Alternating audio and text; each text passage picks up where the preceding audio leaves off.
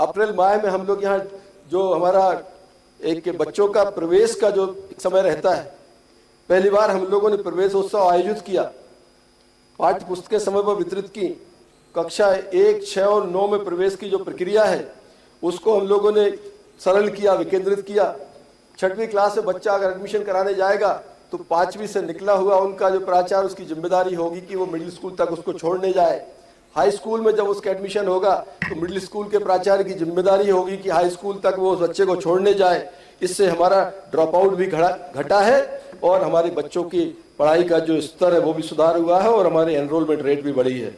और हमारे शिक्षकों की उपलब्धता का भी जो मैं आपके माध्यम से बताना चाहता हूं कि हमारे 30,281 शिक्षक पदों पर भर्ती की प्रक्रिया हमने चालू करी है। आगामी समय में लगभग 30,000 नए शिक्षक भर्ती के माध्यम से प्रदेश में हम देने वाले हैं।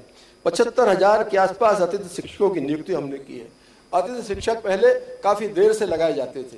हमने पिछले वर्ष व्यवस्था की है कि जुलाई फर्स्ट वीक में अतिथि शिक्षक स्कूल को ज्वाइन करें। इस साल हम एक कदम और आगे जा रहे हैं।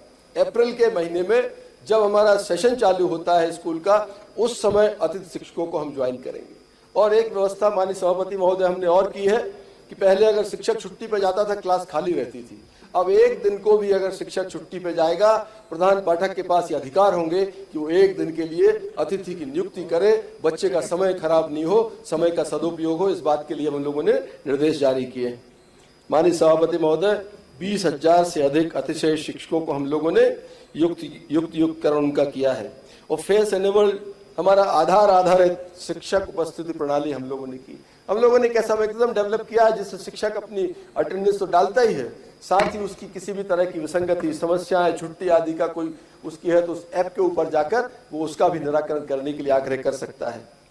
माननीय सभापति महोदय, लोग शिक्षकों का सम्मान करने का भी हम लोगों ने नीति बनाई। पहले 14 शिक्षक कहते थे मैं सर्वश्रेष्ठ हूं, उनको लाकर यहाँ उनको इनाम दिया जाता था। हम लोग प्रयास कर रहे हैं कि जो एक हमारा ऑर्गेनाइजेशन जो है वो तय करेगा कि कौन शिक्षक सर्वश्रेष्ठ है। शिक्षक स्वयं, जो अच्छा शिक्षक कभी नहीं कहता कि मैं सर्वश्रेष्ठ हूँ। यह हमें मैकेनिज्म डेवलप करना पड़ेगा, हमें कुछ व्यवस्था तय करनी पड़ेगी जिसमें श्रेष्ठतम शिक्षकों को हम निकाल कर लाएं और उनका मान सम्मान, उनको जो माने हमारे गवर्नर साहब से और चीफ मिनिस्टर से हम लोग जो 5 सितंबर को उनका सम्मान करते हैं उसमें करें। और ये संख्या प्रदेश बहुत बड़ा है, जिसको 14 से बढ़ाकर हम 100 पर ले जाने का काम कर रहे हैं। प्राथमिक का बेहतर शिक्षक अलग, मिडिल स्कूल का अच्छा शिक्षक अलग, हाई स्कूल का अच्छा, चारों हमारा जो नई शिक्षा नीति के हिसाब से जो 4 हमारे जो बनेंगे उनको चारों मापदंडों में सर्वश्रेष्ठ शिक्षकों को भी हम सम्मानित करेंगे।